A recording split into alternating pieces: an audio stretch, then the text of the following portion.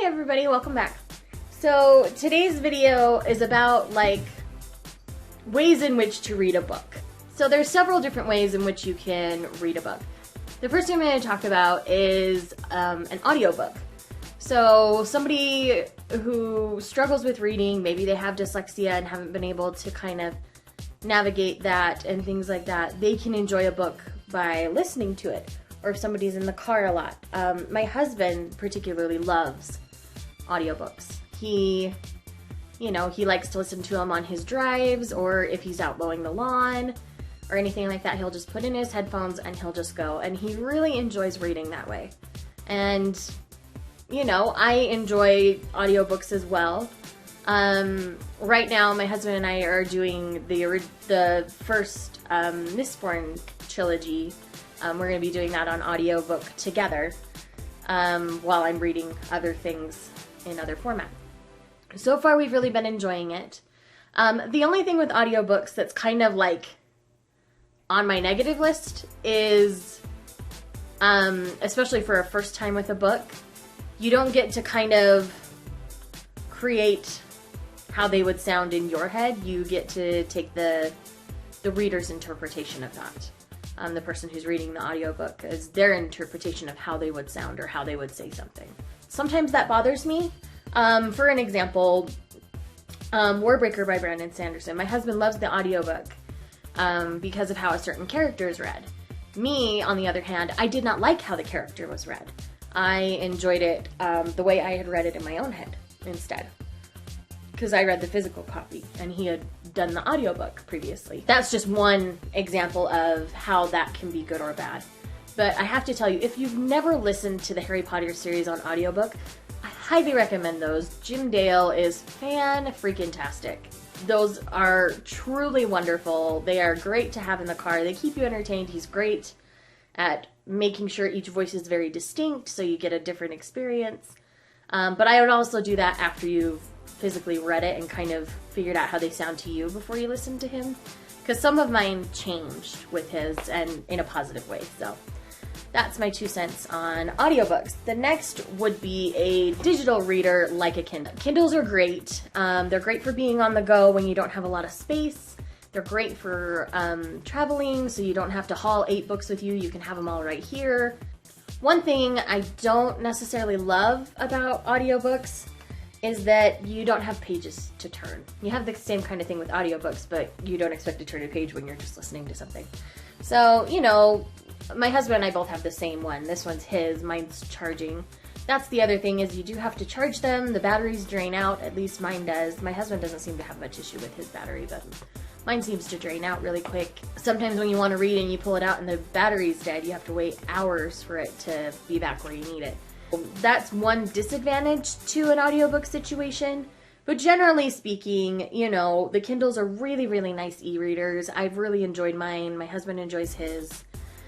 He just finished up The Way of Kings on his audiobook just this weekend. So it's just one of those things where we really, we enjoy reading in all of its forms, but I'm just kind of sharing them, the pluses and minuses. Sorry, there's a hair. Oh, I think I finally got it. It was driving me crazy, I'm sorry. When it comes to a Kindle, it's a great investment. For a personal library in a house like I have behind me and to the side of me, they're not so great because this is much less impressive than an actual physical book. Like my Shakespeare one, if you look at my 5 classic recommendations, it's in there. Last but not least is a physical book. I like turning the pages. I like hearing their own voices. They do take up some space, but clearly I don't mind. I mean, look behind me, and that's just a portion of it. There's a whole nother bookcase over to the side here that I haven't ever really shown in a video. It's got some more of my geeky things. It's a little messy right now, so I won't take a picture or anything, but and then over here to this side, there's a lot more books than you actually see. You only see these few right here, but there are a lot more. Those are more of our religious study books. Anyways, so this is just the book I'm currently reading. It's Everything I Never Told You by Celeste Ng. I don't know how you say your last name. Anyway, but it's great.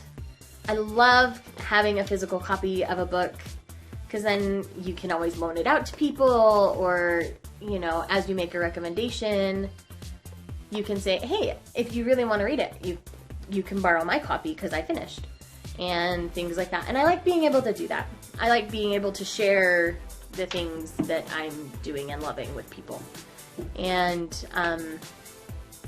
you know, there's just something to the creativity, that the creative process, I guess, that your own mind goes through as you read a book for the first time. You create how the characters look in your mind. You create how they would sound, how they would speak, all those kind of things. And I think that's really where my love of books comes from, is the ability to be able to create a world and a vision and a story in my own mind. And you can get that some with other books and other forms of reading. You still get that. But for me, in a physical form, that is my favorite way to read books. Is, you know, just a physical copy that I turn pages and I have a bookmark in and all those kind of things.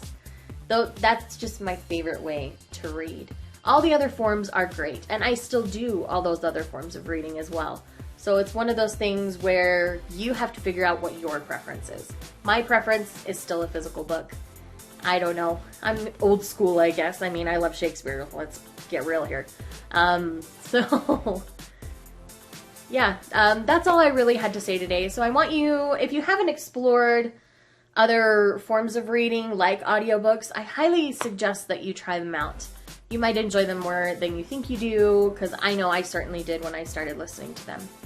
So that's all I have for today. Have a fabulous Monday, and I'll talk to you later. Bye.